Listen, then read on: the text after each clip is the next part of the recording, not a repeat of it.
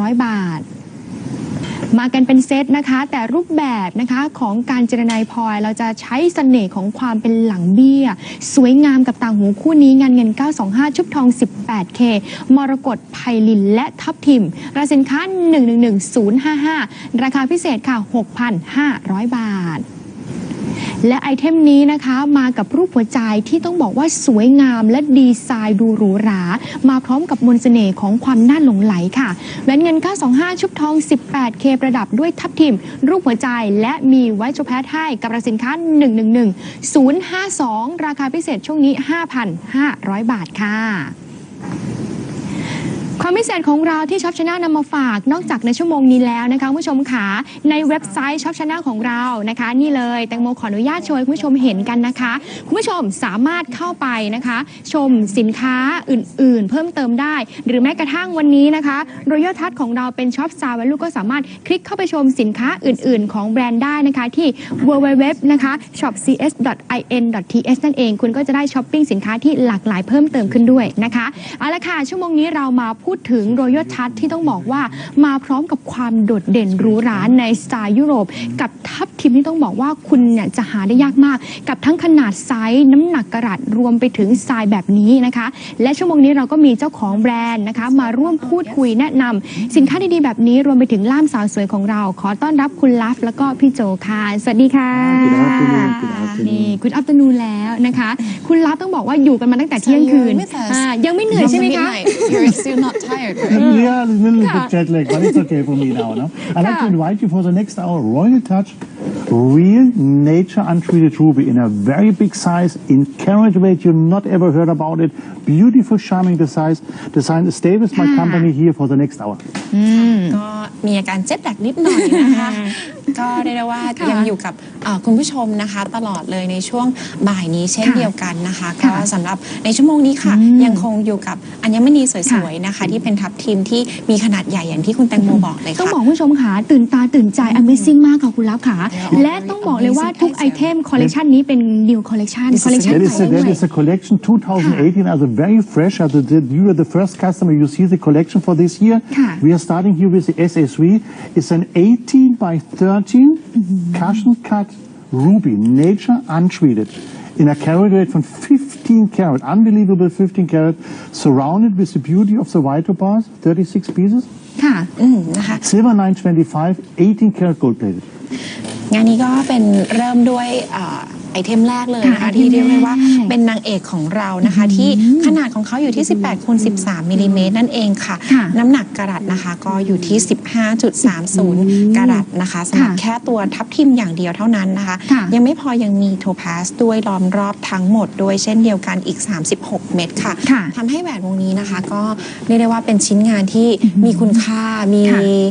เรียกได้ว่ามีความคุ้มค่ามากๆนะคะด้วยในราคาที่พิเศษจริงๆค่ะต้องเรียนบอกคุณผู้ชมก่อนนะคะใครที่ติดตาม Royal Touch มาหรือว่าอาจจะเป็นลูกค้าใหม่นะคะ Royal Touch ของคุณลัฟเองนะคะก็จะเน้นในคุณภาพของพลอยธรรมชาตินะคะที่เป็นพลอยแบบบริสุทธิ์จากธรรมชาติเลยแล้ววันนี้ทับทิมที่คุณเห็นอยู่นะคะแตงโมเชื่อได้เลยว่าหลายท่านเนี่ยไม่เคยเจอทับทิมที่มีขนาดไซส์และน้ำหนักนะคะถึง 15.30 กะรัตที่ใหญ่ขนาดนี้แล้วมาในรูปแบบดีไซน์ที่เป็นสไตล์แบบยุโรปทันสมัยและพร้อมกับราคาเพียงแค่ 4,950 บาทเดี๋ยวจะให้คุณลับอธิบายคุณค่านะคะของตัวทับทิมและงานดีไซน์ที่คู่ควรความสวยงามแบบนี้ The value themselves is in the ruby. The ruby is one of the most valuable stone what you can find in Mother Earth. And we have here a very special rough. We have the untreated nature rough. Very beautiful, deep in color, a very nice structure. The DNA, all the structure of the stone you can still see on the stone. We have an 18 by 13 with 15 carat, surrounded with the beauty of the white topaz in a very classic traditional design. It's coming from the past, but it's now for you in the present. And also the ruby is a very old stone. It's mined many millions a year. It's born in Mother Earth. And now we have something for you very, very special. ค่ะสำหรับในเรื่องของคุณค่าของตัวแหวนนั่นเองนะคะก็เรียกได้ว่าจุดเด่นของเขาก็คือตัวที่เป็นทับทิมนั่นเองค่ะทับทิมตัวนี้เป็นอย่างที่คุณแตงโมเรียนไปนะคะว่าตัวนี้ไม่มีการท ปรับปรุงคุณภาพในแง่ของการใส่เติมสีลงไปนะคะสีสันตัวนี้เป็นสีสันจากธรรมชาติล้วนๆค่ะไม่ได้เติมสีและไม่ได้อุดแก้วด้วยนะคะฉะนั้นงานนี้เป็นอีกหนึ่งคุณภาพค่ะที่นำมาฝากให้คุณผู้ชมนะคะได้ช้อปปิ้งกันเพราะว่าตรงนี้เนี่ยเราเลือกสรรนะคะคัดสรรคุณภาพที่เป็นคุณภาพที่ดีจากก้อนพลอยดิบนั่นเองนะคะสำหรับตรงนี้ที่คุณรับบอกไปค่ะว่าโครงสร้างของตัวเนื้อพลอยเองเนี่ยคุณผู้ชมมองเห็นจะเห็นเป็นริ้วๆตรงนี้จะเป็นริ้วเป็นลายเส้นแบบเหมือนมีรอยแบบ when you see here that is a rough that is coming like this one is coming out of the mineนะคะเวลาที่ขุดพลอยออกมาจากเหมืองเนี่ยจะมีลักษณะเหมือนกับก้อนพลอยดิบทางด้านล่างที่ยังคงมีเส้นๆอยู่ค่ะนี่คือก้อนพลอยดิบนะคะ and then out of this rough we have to cut and to find the best quality what we can use and you can see here the difference in color and in structure to the rough what we are getting only the best part is cut and set it in the beauty of this kind of SSVเวลาที่เลือกมานะคะแน่นอนค่ะว่าเราต้องเลือกส่วนที่สามารถสวยนะคะสวยที่นำมาทำเป็นเครื่องประดับได้นะคะแต่อย่างที่เรียนไปค่ะว่าในโครงสร้างของเขาเนี่ยจะยังคงเห็นลวดลายอยู่นั่นก็เป็นเพราะว่าชิ้นงานตรงนี้เป็นทับทิมในอีกหนึ่งสไตล์นะคะที่เราคัดเลือกในส่วนที่มีจุดด่างดำนะคะน้อยที่สุดและแทบเรียกได้ว่าแทบจะไม่มีเลยด้วยซ้ำนะคะถ้าเปรียบเทียบกับก้อนพลอยดิบข้างล่างค่ะเนี่ยคุณผู้ชมที่คุณลัฟเอามาให้ดูนะคะคุณผู้ชมจะได้มีความมั่นใจในคุณภาพพลอยมากยิ่งขึ้นเพราะว่าก้อนพลอยดิบที่เราได้มาจากเหมืองตอนแรกเนี่ยคือก้อนด้านล่างที่จะมีแบบเส้นริ้วแล้วก็มีตำหนินะคะแต่ว่าส่วนที่คุณลัฟเนี่ยนำมาทำเป็นเครื่องประดับนะคะเลือกที่สวยที่สุดwe try to avoid many as we can from the structure here what you can see but for sure the nature of the stone is the structure of the stone that means maybe you see also some DNA some very nice lines in the stone that is the point that shows to you that is a real nature ruby and you can see it here we have a very nice facet it's a cushion cut and you see the facet it's sparkling and like the beautiful ruby ค่ะงานนี้นำมาฝากกันเป็นทรงหมอนนั่นเองนะคะก็อย่างที่เห็นค่ะเวลาที่ขยับไปนะคะนิดๆหน่อยๆเท่านั้นเองค่ะในการหน้าปัดเจรไนของเขาเนี่ยแต่ละหน้าก็สามารถสะท้อนแสงได้นะคะเพียงแค่ขยับเพียงเล็กน้อยเท่านั้นเองค่ะค่ะคือเหลี่ยมเขาจะคมมากและด้วยการเจรไนเป็นทรงหมอนที่ไซส์ใหญ่นะคะคุณผู้ชมถึง18x13มิลเนี่ยต้องบอกว่าเป็นการเจรไนที่ยากมากๆถ้าหากว่าเราเจรไนแบบไม่สมมาตรเนื้อพลอยอาจจะเสียไปได้ It's always a challenge to cut because it has to be everything has to be in symmetry especially when we are cutting the facets on the ruby because the ruby is a very hard material it's one of the hardest material and we need a diamond to cut and to polish it and when the facets not in symmetry you're not getting this reflection what you're seeing here nowถ้าเกิดว่าไม่สมมาตรนะคะแล้วก็ในเรื่องของการเจรไนด้วยเช่นเดียวกันค่ะถ้าทำได้ไม่ดีนะคะคุณจะไม่ได้งานที่มีคุณภาพในลักษณะแบบนี้ขึ้นมาถือว่าเป็นงานชั้นสูงนะคะงานระดับสูงเลยทีเดียวในการที่จะทำเครื่องประดับออกมาให้มีความสมมาตรทั้งในเรื่องของรูปทรงเองแล้วก็ในเรื่องของเหลี่ยมเจรไนเองด้วยค่ะคุณผู้ชมค่ะคือความโดดเด่นต้องบอกว่าชั่วโมงนี้เราเน้นความสวยงามที่โดดเด่นนะคะของตัวพลอยทับทิมที่แน่นอนว่าหนึ่งในนพเก้าและแน่นอนนะคะว่าในชั่วโมงนี้คุณได้ของคุณภาพดีทั้งงานพลอยบริสุทธิ์ทับทิมแท้จากธรรมชาติและวงนี้คุณยังได้ในราคาเพียงแค่ 4,950 บาทและไว้โชว์แพ้นะคะที่เราล้อมรอบไปทั้งหมดอีก36เม็ดด้วยกันค่ะและเขาไม่ได้มาเพียงแค่วงเดียวนะคะคุณลัฟเองจัดมาให้เป็นคอลเลกชันนั่นก็คือมีต่างหูคู่กันด้วย Exactly we have the whole set we have also now you see the earrings we have the matching earrings the earrings are a little bit smaller in size for sure otherwise it would be too big we have a size from 14 by 10 and a total carat weight from 13 carat but you see we have the same design we have the cushion cut we have the facets we have the beauty authentic real nature stone the ruby are the very good rough in combination with the ring it's matching very nice in harmony and soon you will see all the pendant it's so beautiful and charming in a total set you not will believe it ค่ะเนี่ยแหละค่ะเป็นเซตที่มาพร้อมกันนะคะก็ดูสิคะแทบจะไม่ต้องพูดอะไรเลยนะคะมองแล้วแบบดูดสายตา beautiful it's like an eye catcher it's jumping directly in front out of the TV the beautiful SSV you see how charming the ring looks like then you see the earrings very nice matching to the ears and then you see the pendant with a choker beautiful, very elegant, very sexy, and the whole it looks like a picture. ค่ะสวยเซ็กซี่มากๆเลยนะคะสำหรับลุคนี้นะคะเป็นลุคที่เหมาะมากๆค่ะต่างหูค่ะมาในขนาดที่เล็กกว่าสักเล็กน้อยนะคะตรงนี้อยู่ที่14 คูณ 10 มิลลิเมตรนะคะสำหรับต่างหูค่ะน้ำหนักอยู่ที่13 กะรัตนะคะแล้วก็พอใส่เข้ากันกับแหวนแล้วก็จี้ทั้งหมดเลยในลักษณะที่เป็นโชเกอร์แบบนี้ค่ะเป็นภาพรวมที่ดูแล้วเนี่ยงดงามจริงๆจริงนะคะผู้ชมต้องบอกว่า Royal Touch แน่นอนความหมายของเขาเหมือนคุณได้ใส่เครื่องประดับของราชาราชินีที่จะโดดเด่นแล้วก็สวยงามมากนะคะ for the royal from the royal yeah from all the celebrities from the high society around the world from all the royalties mostly you see each and every time you see the main stone is always a ruby. The ruby has the most powerful stone. It's a protecting stone, but it's also a very charming, a very beloved stone. It stands for love, for peace, and all the good things in your life. That is named by the ruby. The hardest material what Mother Earth gives to us in the jewelry business is a ruby, a very solid, compact stone. Here in a top quality. เนี่ยแหละค่ะการที่นำเอาทับทิมนะคะที่เรียกได้ว่าเป็นอัญมณีที่มีความแข็งนะคะเกือบจะมากที่สุดในโลกก็เรียกได้ว่ารองจากเพชรเท่านั้นเองนะคะเป็นไอเทมที่ขออภัยค่ะเป็นอัญมณีค่ะที่มีเสน่ห์มากๆนะคะแล้วก็มีสีสันที่สวยงามสื่อความหมายได้ดีนะคะหลายๆท่านมักจะใช้ในการสื่อถึงความรักต่างๆนะคะหรือว่าการปกป้องนะคะตัวนี้ก็เรียกได้ว่าเขาเรียกว่าเป็นงานที่สื่อทั้งความหมายที่ดีและก็มีความโดดเด่นสวยงามที่จะดึงเอาทุกๆอย่างที่มีความเป็นตัวเองตัวคุณเองเนี่ยออกมาให้เห็นค่ะถูกต้องผู้ชมค่ะต้องบอกเลยว่าหลายท่านนะคะอาจจะยังไม่เคยนะคะมีทับทิมความบริสุทธิ์ของธรรมชาติที่สวยงามและโดดเด่นในดีไซน์ของสไตล์ยุโรปแบบนี้แล้ววันนี้นะคะเซตนี้เรานำมาเพื่อที่จะให้ผู้ชมได้มีหลากหลายรูปแบบของงานจิวเวลรี่บ้างนะคะ2ชิ้นนี้อย่างต่างหูนะคะรูปแบบดีไซน์จะเป็นทรงหมอนเหมือนกับตัวแหวนเลยนะคะเพราะฉะนั้นคุณสามารถช้อปปิ้งเข้าคู่กันได้ต่างหูราคาจะอยู่ที่ 6,900 บาทส่วนแหวนของเรา 4,950 บาท2ชิ้นนี้นะคะช้อปปิ้งคู่กันสามารถผ่อนจ่ายได้เนาะและอีกไอเทมถัดไปนะคะก็ยังมีจี้อีก1ชิ้นที่มาเซ็ตคู่กัน3ชิ้นเลย The pendant is also one of my favorite today because it's such a beautiful item the same size as the ring although totally the same although the cutting everything is the same but you see a little bit different in the color because we are using nature stones that means there's always a color variation beautiful 18 by 13 15 carat in carat weight surrounded with 36 of the beauty of the white topaz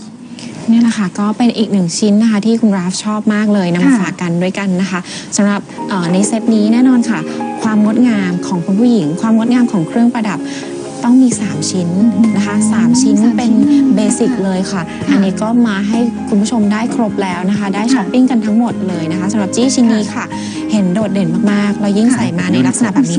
สวยจริงๆ It looks so beautiful on the choker it looks so beautiful so elegant It's something where you go back in the past with a traditional design with a beautiful rare nature ruby but then you see the choker it's very trendy it's very modern makes a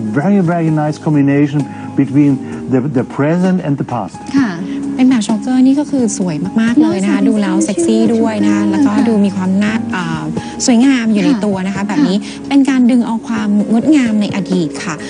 ในกลิ่นอายในแบบของ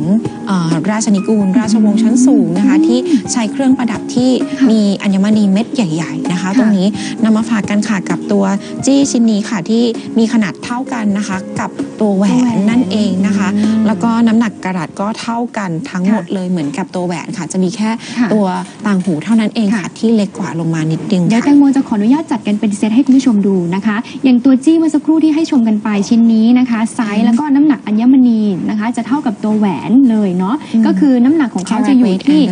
15.30 กะรัตนะคะแล้วก็ล้อมด้วยตัวของไวท์โชแพทอีกทั้งหมด36 เม็ดเดี๋ยวให้ดูงานแกลเลอรี่นิดนึงนะคะต้องบอกว่ามีความพิถีพิถันการใส่ใจแม้กระทั่งการเจรไนด้านหลังแบบนี้ Do you see all angles from all corners you can see it as you want it is always well done it's like a masterpiece you see also the backside of the stone is very well faceted that means everywhere is the same quality there is no something what we have to hide the perfect quality, silver 925, 18 karat gold plated, a beautiful design, all corners, all angles well done. But take a look on the center stone of the ruby. We have 15 karat of the nature untreated ruby in a beautiful cushion shape. You see the sparkling and reflecting of the faceted. ไม่ว่าจะเป็นด้านหน้านะคะหรือว่าด้านหลังนะคะทุกด้านเนี่ยก็เจรไนนะคะตัวทับทิมที่เป็นจุดเด่นหรือว่าเป็นนางเอกหลักของเราเลยนะคะในวันนี้เนี่ยก็ทำออกมาได้เนียบนะคะแล้วก็เจรไนออกมาให้มีเหลี่ยมมุมไม่ว่าจี้จะพลิกนะคะหรือว่าจะหันไปมุมไหนนะคะแน่นอนค่ะว่าจะเห็นได้ชัดเจนถึงความเป็นประกายของเขานั่นเองค่ะนี่แหละค่ะคุณผู้ชมค่ะ3ชิ้นนี้สามารถจัดเซตคู่กันได้นะคะเดี๋ยวจะขออนุญาตนำจี้อีกชิ้นหนึ่งมาให้คุณผู้ชมเลือกตัดสินใจกันเพราะว่าชิ้นนี้นะคะหลายท่านอาจจะเล็งกันไว้อยู่เพราะว่าเป็นสินค้าที่ขายดีมากคุณลัฟค่ะไอเทมนี้เป็นจี้ชิ้นที่ใหญ่ที่สุดในชั่วโมงนี้ก็ว่าได้คุณผู้ชมค่ะมาพร้อมกับความอลังการ That is the biggest item. That is a real protecting shield. That is something what is so huge and so beautiful. We have a pear shape and we have unbelievable 23 karat just in the center stone of the ruby. The nature untreated ruby with a very traditional cutting, the pear shape cutting, and a size of 24 by 80 millimeter. That is something what you not should miss. อันนี้นะคะเป็นไอเทมที่เรียกได้ว่าขายดีกันมาตั้งแต่เช้าแล้วนะคะในชั่วโมงนี้ก็นำมาฝากกันอีกครั้งต้องเรียกได้ว่ารีบนำมาเสนอให้คุณผู้ชมก่อนเลยค่ะเพราะว่าชิ้นนี้เป็นชิ้นที่ในชั่วโมงนี้ใหญ่ที่สุดและก็มีน้ำหนักทับทิมนะคะเยอะที่สุดจริงๆค่ะคุณแตงโมนะคะ 23.7 กะรัตเลยทีเดียวนะคะสำหรับในเรื่องของขนาดค่ะไม่แพ้กับน้ำหนักกะรัตนะคะก็จะอยู่ที่24 คูณ 18 มิลลิเมตรนั่นเองค่ะ24นี้2 เซนครึ่งแล้วนะคะ2 เซนครึ่งคุณผู้ชมค่ะคืออลังการมากๆเลยนะคะต้องบอกว่าและชิ้นนี้ตอนนี้บอกได้เลยว่าเหลือเพียงแค่3ชิ้นสุดท้าย Just 3 pieces. Just you have to be run very fast. Maybe you have to do a 5-kilometer marathon to reach this target, but it's only 3 pieces left. ค่ะต้องเรียกได้ว่าเป็น3 ชิ้นสุดท้ายแล้วนะคะคุณผู้ชมอาจจะต้องรีบนะคะรีบจับจองกันเลยทีเดียวเมื่อกี้คุณรับเปรียบเปรยอีกแล้วบอกว่าคุณอาจจะต้องรีบวิ่งมาราธอน5 กิโลกันไปโทรศัพท์กันแล้วนะคะเพราะว่าอันนี้เหลือแค่3 ชิ้นสุดท้ายแล้วนะคะสำหรับในชั่วโมงนี้เพราะว่าขายดีจริงๆแล้วก็หลายท่านชื่นชอบไม่ว่าจะเป็นในเรื่องของน้ำหนักความคุ้มค่านะคะเพราะว่าไอเทมนี้ก็เรียกได้ว่าใหญ่จริงๆหนักมากด้วยแล้วก็หนักในเรื่องของน้ำหนัก All the when you see here, you see the quality of the stone, beautiful, deep in color, a very nice traditional red color. That is the color what you have to see in your dreams has to be a ruby. Nature untreated, faceted. When you see here the rough. The rough is already a very good rough, a very nice rough. But compared to what we are using, that is top quality, high-end quality from several mines all over the world, mainly in India and Africa. ก็สำหรับก้อนพลอยนะคะเวลาที่เราเปรียบเทียบกันแล้วเนี่ยจะเห็นถึงสีก่อนเลยเป็นอันดับแรกนะคะสีสันที่เข้มแบบนี้เนี่ยต้องเรียนว่าเป็นส่วนที่เราเลือกมาส่วนที่ดีที่สุดแล้วนะคะตัวก้อนพลอยเนี่ยคือให้เห็นถึงโครงสร้างแล้วก็ตำหนินั่นเองค่ะว่าจริงๆแล้วเวลาที่เราขุดเจอในธรรมชาติเนี่ยไม่ว่าจะเป็นที่อินเดียหรือว่าที่แอฟริกาเองนะคะที่จะเจอก้อนพลอยทับทิมในลักษณะนี้ก็ไม่ใช่ว่าทุกก้อนจะนำมาใช้เป็นเครื่องประดับได้นะคะต้องเลือกส่วนที่ดีที่สุดนะคะใช่ค่ะเห็นไหมคะคุณผู้ชมแล้วชิ้นนี้ด้วยความอลังการอย่างที่บอกไปว่า20 กว่ากะรัตเนี่ยนะคะคุณผู้ชม23 karat 23 karat. We don't need to talk about this one. This one is something is a present, as a gift. But this one is something what you have to take a look. A beautiful pear shape. That is all the very difficult to cut because everything has to be in symmetry. Otherwise, you're not getting the symmetry in the pear. Then you have the facets on the top, on the surface. Every facet has to be like, it has to be very careful done. Otherwise, you're not getting the sparkling. You have not the reflecting of the light. That means also here you see something what has a lot of man's work to do. งานนี้ 5,300 บาทตรงนี้นะคะแค่ทับทิมก็คุ้มแล้วนะคะยังคงได้ตรงส่วนที่เป็นคั่วจี้ด้วยนะคะสำหรับตรงนี้เป็นโทคาสีขาวด้วยเหมือนกับตรงนี้ไปด้วยกันเลยค่ะฟรีไปด้วยกันเลยนะคะสำหรับงานชิ้นนี้ที่เป็นงานที่ท็อปมากจริงๆนะคะในเรื่องของขนาดอย่างที่เรียนไปค่ะว่าการเจรไนของตัวทับทิมเนี่ยทำได้ยากต้องใช้เพชรเท่านั้นในการเจรไนนะคะแล้วก็สิ่งที่สำคัญก็คือเหลี่ยมเจียและ รูปทรงที่จะต้องสมมาตรกันฉะนั้นแล้วงานที่ไม่สมมาตรกันคืองานที่ไม่ได้คุณภาพแต่งานนี้ต้องทำออกมาให้ทั้งสองด้านเนี่ยมีความสมมาตรกันด้วยแล้วก็มีความโดดเด่นเวลาที่สวมใส่ค่ะนี่คือต้องบอกว่าคุณได้สิ่งที่มีคุณค่านั่นก็คือทับทิมธรรมชาติที่ขนาดไซส์ใหญ่น้ำหนักถึง23.70ผู้ชมนะคะต้องบอกว่าเยอะมากคือตะลึงในน้ำหนักอยู่ไม่เคยเจอทับทิมน้ำหนักเยอะขนาดนี้ค่ะคุณลักษณ์และต้องบอกว่าผู้ชมค่ะด้วยการดีไซน์ด้วยการใช้ตัวของไวท์โชแพดนะคะให้เป็นกัวจี้เป็นลายเส้นตารางแบบข้าวหลามตัดเนี่ยยิ่งทำให้ตัวทับทิมดูโดดเด่นเหมือนกับเป็นทรงที่ทั้งทันสมัยรุ่นสมัยในความคลาสสิกรวมกันและทำให้จี้ชิ้นนี้ดูเป็นงานที่มีคุณค่ามากยิ่งขึ้นและตอนนี้เหลือแค่เพียง2ชิ้นสุดท้ายแล้วค่ะคุณลักษณ์ Just 2 pieces. You see, we have the you stop the ironing now. Stop the ironing. Go to the telephone, pick up the phone, and make a call. ต้องเรียนเลยค่ะคุณผู้หญิงที่อาจจะกำลังทำงานบ้านอยู่นะคะหรือว่ากำลังรีดผ้าทำอาหารหยุดเลยนะหยิบโทรศัพท์กันก่อนนะคะถ้าชื่นชอบไอเทมนี้แล้วเนี่ยรีบโทรกันก่อนเลยนะคะก่อนที่ไอเทมนี้จะหมดเพียงแค่2ชิ้นเท่านั้นเอง2ชิ้นค่ะ But you see, it looks also. You see now we have a long chain, and it's more in the center. But you see, it looks like so royalty, so luxury. The real untreated ruby in a very perfect cut. We have the pear shape, 23 carat, just the center stone of the ruby, in a very beautiful faceted. You see, reflecting and sparkling. And take a look on the model again. What should I say? นี่แหละค่ะเริ่มจะพูดไม่ออกกันแล้วทีเดียวนะคะสำหรับลุคนี้นะคะใช่ค่ะเมื่อสักครู่คุณผู้ชมได้เห็นเป็นลุคกับโชเกอร์ตอนนี้นางแบบนะคะมาสักครู่นะคะมากับตัวสร้อยคอที่เป็นสร้อยคอทองนั่นเองนะคะความยาวของสร้อยก็จะอยู่ในระดับลำคอพอดีนะคะเห็นจี้แล้วก็ดูงดงามมากๆเลยเป็นลุคที่เรียกได้ว่าเหมือนกับเปลี่ยนแปลงคุณผู้ชมค่ะให้มีความเป็นราชินีมากยิ่งขึ้นหรือว่าจะเปลี่ยนให้เป็นเจ้าหญิงมากยิ่งขึ้นเลยค่ะเนี่ยคุณผู้ชมต้องบอกว่าถ้าเราเอ่ยถึงอัญมณีที่เรารู้จักกันดีแน่นอนว่าทับทิมเราต้องเอ่ยมาเป็นชื่อแรกๆนะคะและเป็นพลอยที่มีคุณค่าอยู่ในแรกคอลันดัมระดับความแข็งของเขารองมาแค่เพชรเท่านั้นแล้ววันนี้คุณภาพของเขาคุณได้พลอยจากธรรมชาติที่เหมือนกับธรรมชาติบริสุทธิ์ธรรมชาติสรรสร้างและมันเป็นความธรรมชาติที่มีเสน่ห์ค่ะคุณลักษณ์จริงๆนะคือแบบเวลาเรามองพลอยที่มาจากธรรมชาติคุณผู้ชมความรู้สึกก็คือเหมือนเราได้ของที่มีคุณค่าคือไม่ได้ผ่านกระบวนการใดๆและมันคือความออริจินอลจริงๆ gemstone in the world Yeah, the ruby. When you see in the past, when you go to the royalty families around the world, to the celebrities, so the high society, you always see and get connected with the ruby,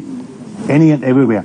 But we have here something very special. We have the royalty, the ruby. What we are using here is the untreated ruby. That means there is nothing done. Only we found it, we cut it, we polish it, and we set it in the beauty of the jewelry. That means all the power, all the energy, all the protecting value of the stone is still in the stone and will help you to guide the life. คุณจะเห็นได้นะคะว่าเครื่องประดับของราชวงศ์ต่างๆเนี่ยมักจะใช้สีแดงเป็นหลักเลยทีเดียวนะคะแล้วก็ในสมัยก่อนเนี่ยแน่นอนค่ะว่าอัญมณียังคงมีเยอะอยู่เขาจึงใช้อัญมณีที่มีขนาดค่อนข้างใหญ่นะคะตรงนี้เรานำกลิ่นอายตรงนั้นค่ะนำมาฝากกันนะคะเป็นดีไซน์ที่ค่อนข้างจะเป็นยุโรปหน่อยนะคะคือสามารถใส่ได้เรื่อยๆแล้วก็มีความคลาสสิกนะคะใส่ได้หลากหลายโอกาสค่ะนำเอาตรงนั้นเนี่ยมาให้คุณผู้ชมได้ช้อปปิ้งกันนะคะเป็นการเชื่อมโยงความเป็นอดีตตรงนี้กับปัจจุบันเข้ามาด้วยกันนะคะสำหรับเครื่องประดับในสไตล์นี้ค่ะนะคะใครชอบชิ้นไหนนะคะอันนี้แตงโมเปรียบเทียบให้ดูกับจี้นะคะที่มากับช็อปซาวายูคุณผู้ชมก็สามารถแบบเป็นทางเลือกเนาะนะคะจะช็อปไปแบบ2ชิ้นก็ได้มันไปใส่คู่กันกับแหวนก็ได้นะคะต้องบอกว่าวันนี้คือความสวยงามที่คุ้มค่าทุกไอเทมเลยเนาะฝากไว้นะคะถ้าไม่ทันยังไงโทรศัพท์กันเข้ามาฝากไว้กับ call center เดี๋ยวแตงโมกับคุณลับแล้วก็พี่โจจะกลับมาชมให้นะคะเดี๋ยวขออนุญาตไปที่ไอเทมถัดไปกันชั่วโมงนี้เราไม่ได้มีเพียงแค่ราชาแห่งพลอยแดงหรือว่าทับทิมอย่างเดียวนะผู้ชมค่ะเรายังมีทั้งหมด3กษัตริย์คือความสวยงามที่รวมความมีคุณค่าไว้นั่นก็คือแหวนวงนี้เลย That is also something very nice. Going here. All in the real gemstone, in the real royalty gemstone, ruby, emerald, sapphire, here in a very nice potpourri. the round design, but the oval faceted cutted stones. We have a size from 6x4 for the ruby, 6x4 for the sapphire, and the beauty 6 millimeter round for the emerald in the center. That is a beautiful combination from the most traditional stones, what you can see in jewelry. Ruby, emerald, sapphire. You will find in all decades, you will find this combination. But we are using a very modern design, a very round design. That means also we have a link between the past and the present. ค่ะก็สำหรับไอเทมนี้ค่ะเป็นพลอยที่ได้รับความนิยมนะคะตั้งแต่ในอดีตจนมาถึงปัจจุบันเลยไม่ว่าจะเป็นทับทิมไพลินหรือว่ามรกตนะคะสำหรับตรงกลางค่ะเป็นมรกตสีเขียวที่สดใสนะคะตัวนี้มีขนาดอยู่ที่6มิลลิเมตรค่ะแล้วก็ตัวไพลินนะคะแล้วก็ทับทิมค่ะมาในขนาดเท่ากันคือ6คูณ4มิลลิเมตรนั่นเองค่ะสำหรับตัวนี้เรียงตัวกันมาอยู่เป็นลักษณะของเหมือนกับลายดอกไม้นะคะทุ่งดอกไม้ใช่ค่ะก็เรียกได้ว่าเป็นงานที่เหมือนกับเป็นงานที่สูงส่งเป็นความรอยัลจริงๆนะคะรวมเอาอัญมณีทั้ง3ชนิดที่เรียกได้ว่าไปที่ไหนก็โด่งดังไปที่ไหนใครๆก็หลงรักนะคะใช่ค่ะต้องบอกว่าทั้ง3พลอยนี้นะคะเป็น precious stone ที่ต้องบอกว่าเป็นพลอยหลักๆที่หลายท่านเนี่ยตามหาแล้วก็มีคุณค่ามากทั้งมรกตไพลินแล้วก็ทับทิมนะคะมรกตอย่างที่คุณลักษณ์บอกไปเม็ดตรงกลางนี้สีสวยมากคุณจะได้ไปในขนาดถึง6มิลแล้วก็ไพลินอีก6เม็ดไซส์นะคะ6คูณ4ถือว่าเป็นขนาดไซส์ที่เม็ดใหญ่และสีสวยมากนะคะเป็นน้ำเงินแบบรอยัลได้เลยเนาะคุณผู้ชมส่วนสีของทับทิมของเรานะคะสวยงามไม่แพ้กันคุณจะได้ไปอีก10เม็ดนี่คือความคุ้มค่า 7,500 บาทนั่นเอง Beautiful, beautiful. Although you have a carat weight from over 11 carat, the total carat weight is over 11 carat. You have 10 pieces of the 6x4 of the ruby. You have 6 pieces of the sapphire in the same size, and in the center you have the hope of the color of hope. You have the green emerald. A very beautiful combination, like a potpourri of the 3 main colors, of the 3 main stones, what you can see in all royalties over the world with all celebrities. You will see ruby, emerald, sapphire. And take a look on the modern design, very fresh, very outstanding. You see it right away. เนี่ยนะคะก็อย่างที่คุณผู้ชมเห็นนะคะจากมือของน้องแตงโมนั่นเองนะคะตรงนี้ก็จะเห็นสีสันเห็นความงดงามนะคะของอัญมณีในแต่ละชนิดได้ชัดเจนค่ะแล้วก็ขนาดของเขาจริงๆขนาดของเขา6คูณ4มิลลิเมตรเนี่ยบางท่านก็ใช้เป็นหัวแหวนกันได้แล้วนะคะนะคะขนาดตรงกลางนะคะที่เป็นมรกตตรงนี้ขนาด6มิลลิเมตรเนี่ยจริงๆเราก็ถือว่าไม่เล็กนะคะรวมกันแล้วเนี่ยก็อยู่ที่11กะรัตนั่นเองค่ะคุณจะได้อัญมณีทั้งหมด17เม็ดค่ะ17เม็ด11กว่ากะรัตนะคะผู้ชมและในราคา 7,500 บาทคุณได้ precious stone ไปทั้ง3พลอยหลักทั้งมรกตไพลินแล้วก็ทับทิมคือชอบงานดีไซน์ที่เป็นดีไซน์แบบวงกลมแบบนี้ผู้ชมคือดีไซน์แบบนี้นะคะแน่นอนว่าวงกลมเนี่ยเขาก็จะมีความหมายในเรื่องของเป็นจุดศูนย์รวมแล้วก็แบบไม่มีความสิ้นสุดที่ That is the circle of life, the circle of life with a powerful ruby, 10 pieces ruby. Yeah, you see it's cruising around your life. Although the sapphire is cruising around, and the center is the peaceful stone of the emerald. Everything is very connecting to so much history, to so much treasure, to so much believing. This one is one of the best items, a connection between ruby, emerald, sapphire in a very modern traditional design. ค่ะก็คือคุณราฟนะคะเปรียบเหมือนกับวงจรหรือว่าวงล้อของชีวิตนั่นเองนะคะที่เป็นลักษณะของทรงกลมแบบนี้ก็มีความหมายนะคะในหลายๆที่นะคะก็สำหรับคุณราฟเองก็บอกว่าเขาเรียกได้ว่าเป็นตัวแทนละกันนะคะของ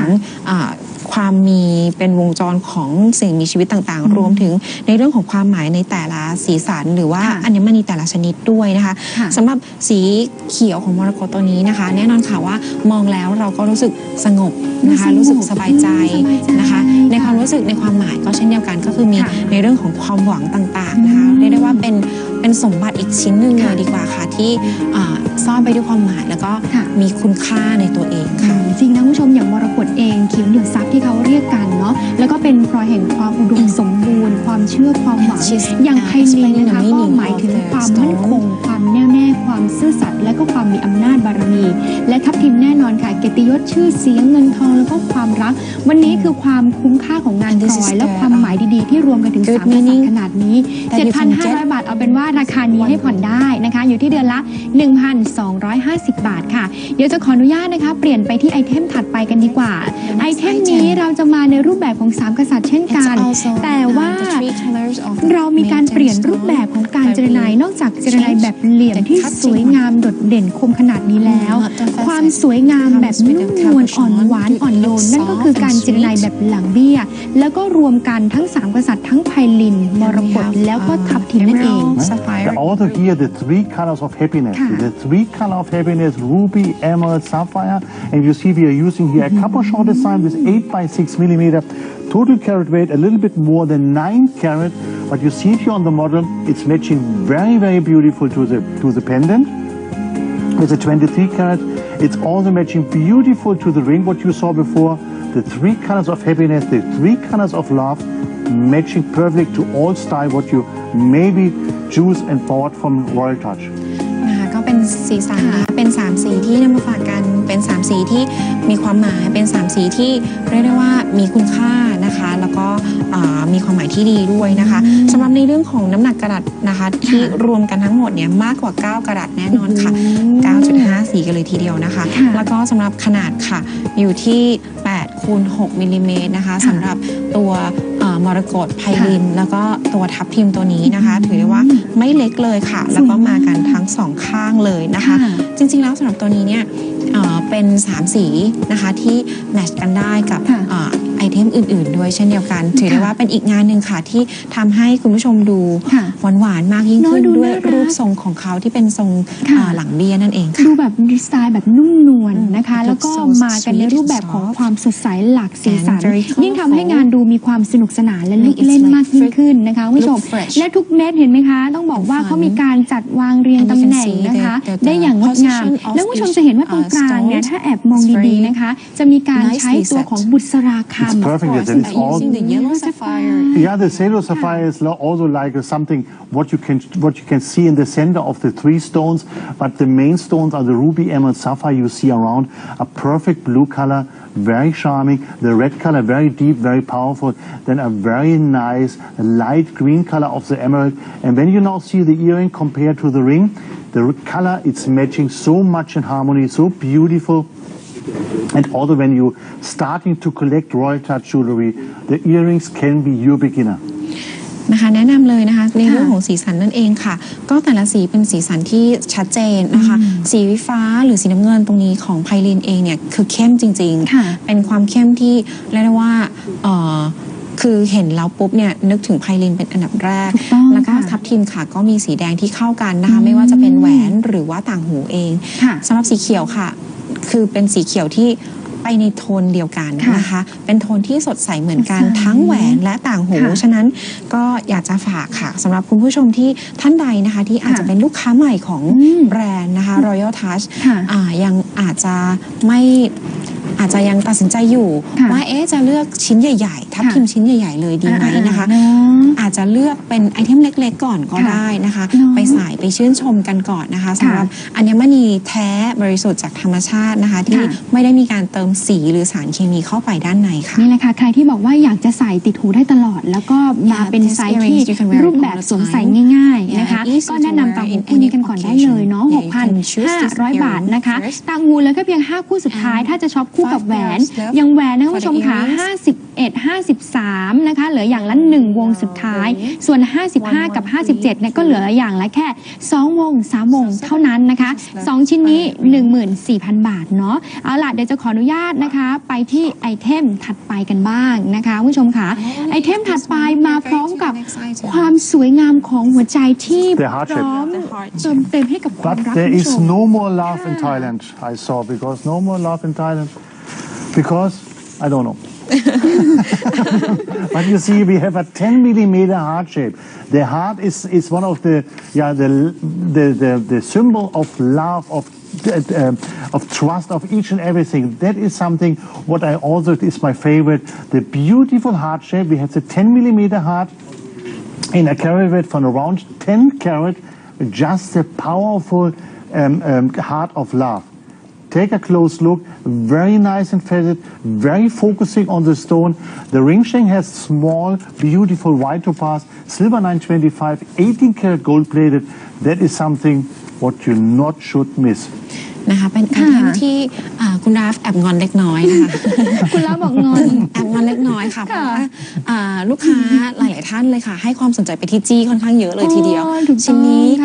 นะคะก็เป็นอีกชิ้นหนึ่งที่คุณราฟตั้งใจนำมาฝากกันด้วยนะคะเพราะว่าชิ้นนี้เนี่ยไม่ได้ง่ายๆเลยนะคะในการเจรไนเรียกได้ว่าเกือบจะยากที่สุดเลยนะคะสำหรับงานในคอลเลกชันนี้เพราะว่าเขาต้องเจรไนให้มีลักษณะเป็นรูปทรงหัวใจที่ต้องสมมาตรกันด้วยแล้วก็ในเรื่องของนอกจากในเรื่องของรูปทรงในเรื่องของเหลี่ยมเจียด้วยเหมือนกันค่ะต้องสมมาตรกันนะคะถึงจะได้เป็นความงดงามในรูปแบบนี้ที่ไม่ว่าจะหันไปทางไหนก็จะเห็นถึงประกายของตัวอัญมณีได้ชัดเจนนะคะตัวนี้เป็นหัวใจที่มีขนาด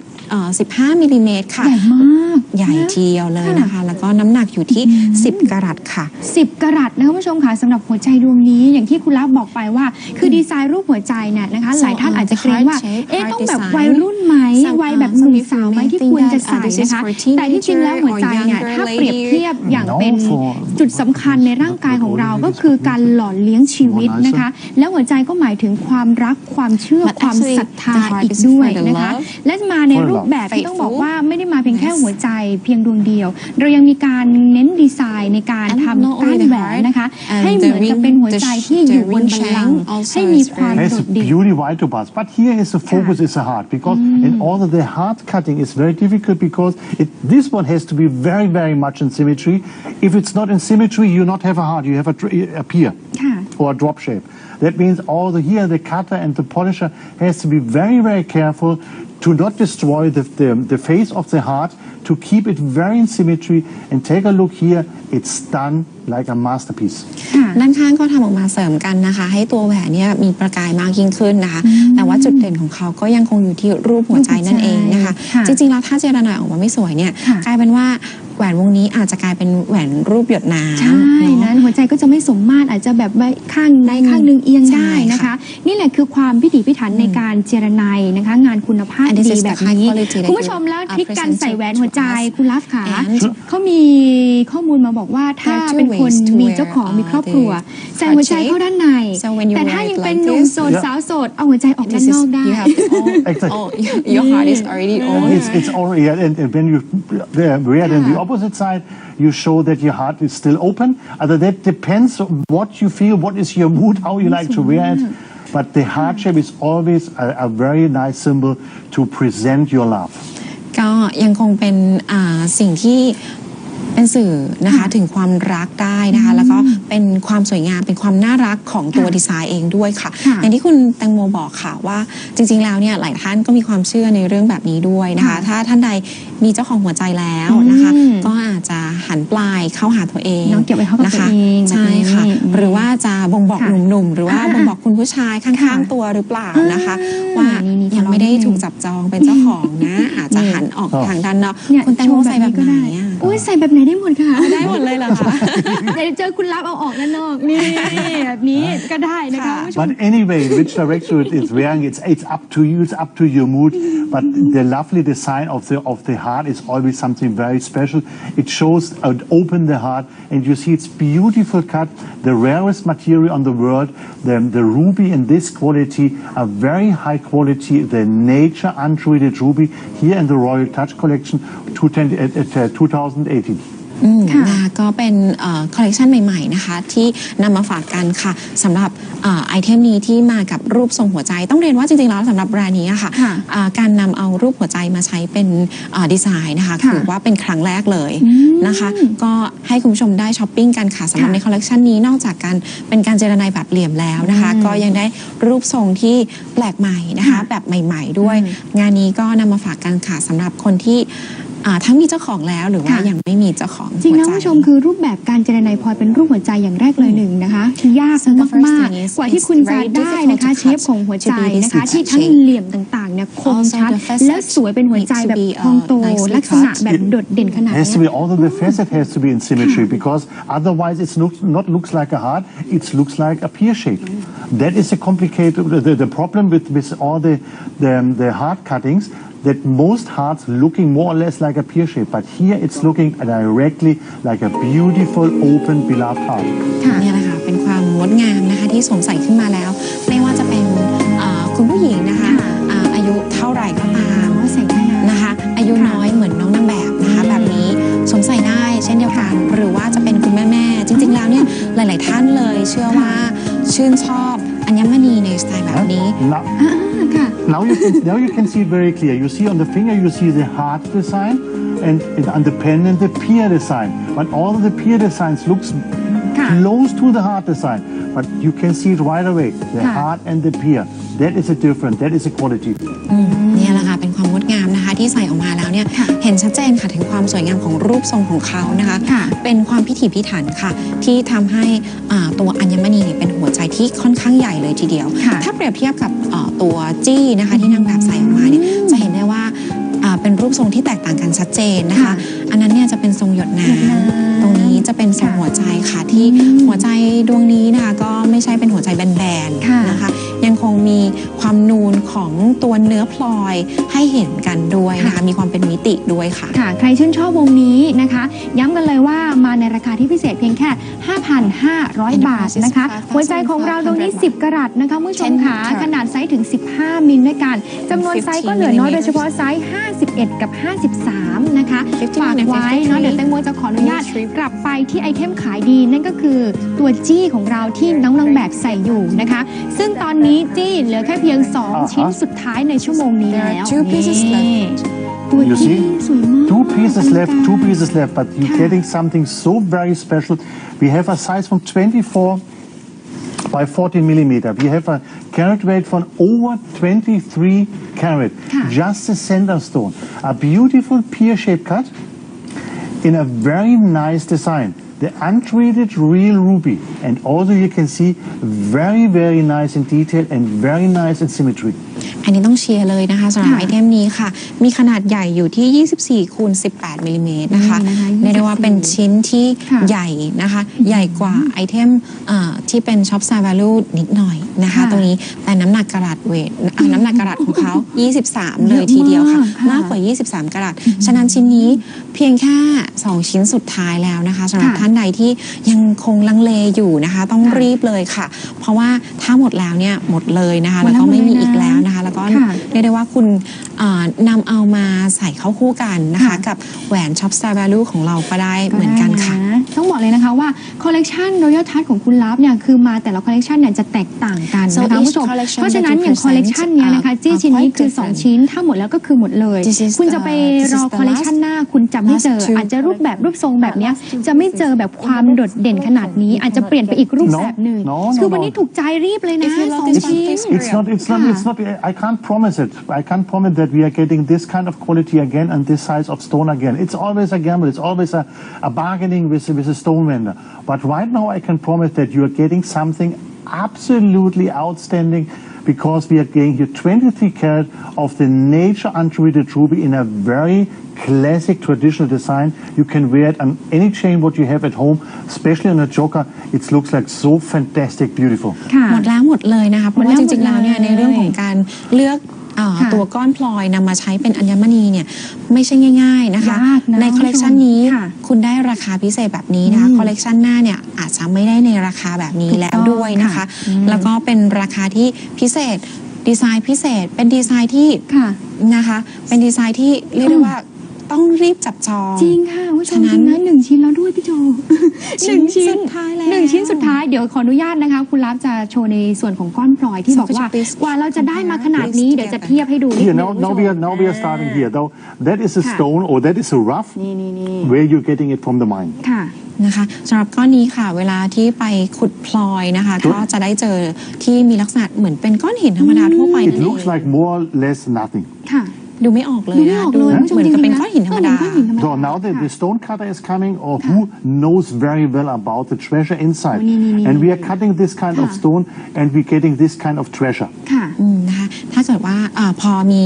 ผู้เชี่ยวชาญนะคะที่มีความรู้ในเรื่องของพลอยนะคะไปเจอแล้วก็โอเคตัดเขาออกมานะคะก็จะเจอว่าเนี่ยเป็นทับทิม This one, and here's a smaller piece. You see, we are getting that is a good. Is already this one is already a good quality. This quality is still a little bit better. จริงๆแล้วสำหรับก้อนพลอยนะคะก้อนใหญ่นะคะตรงนี้เนี่ยสำหรับคุณดาฟก็บอกว่าจริงๆแล้วถือว่ามีคุณภาพแล้วนะคะแต่ลองเปรียบเทียบกับเม็ดเล็กๆตัวนี้ดูนะคะตัวนี้ก็ยังมีคุณภาพที่ดีกว่า So and now we are going with the quality what we are using, and you see the difference. The nature untreated, but here in a much higher quality. Still untreated nature ruby in a huge size and a huge carat weight. Here we have for the pendant we have 23 carat, and you see the difference from the rough and from the finished product what we are presenting to you. That is the Royal Touch Collection. นี่แหละค่ะเป็นคุณภาพที่นำมาฝากกันนะคะต้องเรียกได้ว่าเปรียบเทียบกับก้อนพลอยที่เราเจอในธรรมชาติเราต้องคัดแล้วคัดอีกนะคะสำหรับส่วนที่ดีที่สุดที่นำมาฝากกันรวมถึงสีสันด้วยแล้วก็รวมถึงตำหนิเนื้อพลอยต่างๆทุกๆอย่างแน่นอนค่ะว่าการที่จะมาทำเป็นเครื่องประดับได้งานนั้นต้องดีจริงนะคะเราต้องดีพอที่จะนำมาทำเป็นอัญมณีที่มีเหลี่ยมเจรไนแบบนี้ได้ดีด้วยเช่นกันค่ะย้ำเลยนะคะว่าสำหรับตัวจิ้น1ชิ้นสุดท้ายนะคะน้ำหนักถึง 23.70 กรัตเม็ดนี้ไซส์ใหญ่ลูกแพรของเรา 24x18 มิลแล้วมีไวท์โชว์แพดอีกทั้งหมด 9 เม็ดด้วยกันนะคะเดี๋ยวจะขออนุญาตกลับไปนะคะวนอีก1 รอบสำหรับช็อปซาวแวลูค่ะคุณลาฟเชิญเลยค่ะ We have the shop star value ค่ะ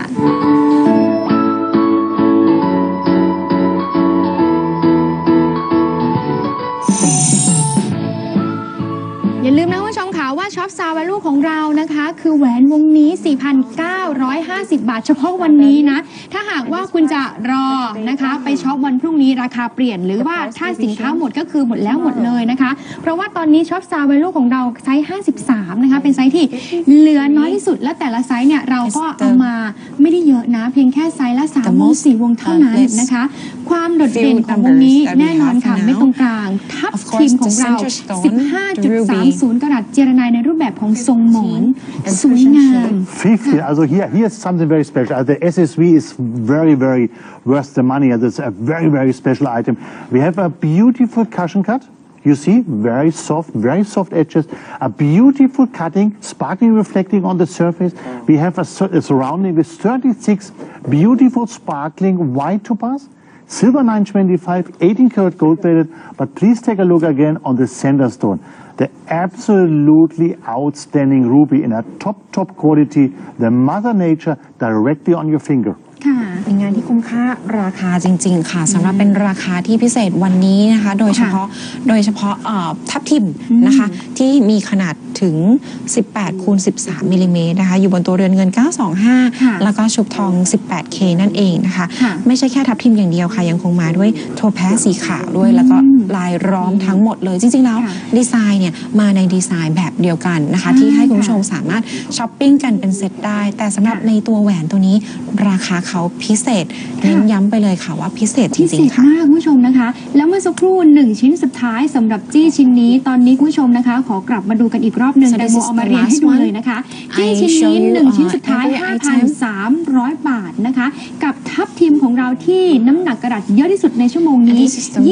23.70 กะรัตนะคะแล้วก็ไวท์โทพาสนะคะอีกทั้งหมด 9 เม็ดด้วยกันหมดเรียบร้อยแล้วคุณลาบอกโอ้โหดีใจมากเลยทุกคนขอบคุณค่ะคุณผู้ชมขอบคุณมากค่ะไม่เป็นไรเดี๋ยวเรามีจี้อีกสัก1ชิ้นให้คุณผู้ชมได้เลือกกันนะคะนั่นก็คือเซตที่คู่กับช็อปซานี่ช็อปคู่กันได้คุณผู้ชมค่ะนี่นะคะลูกค้าบอกขอดูจี้อีกสัก1 รอบนี่ชิ้นนี้นะคะจี้ชิ้นนี้ราคาจะอยู่ที่ 5,200 ผู้ชมค่ะไซส์ขนาดกะรัตนะคะแล้วก็พลอยทุกอย่างเท่ากับตัวแหวนช็อปซา When you see the SSV, when you see now the matching pendant together, that is all something what it's in harmony. You have the beautiful size of 15 carat in the center stone, the cushion cut. Also here something very special, not easy to cut. You can only cut when you have a very good quality of stone. Then you have the surrounding from 36 white topaz. But please take a look again on the center stone.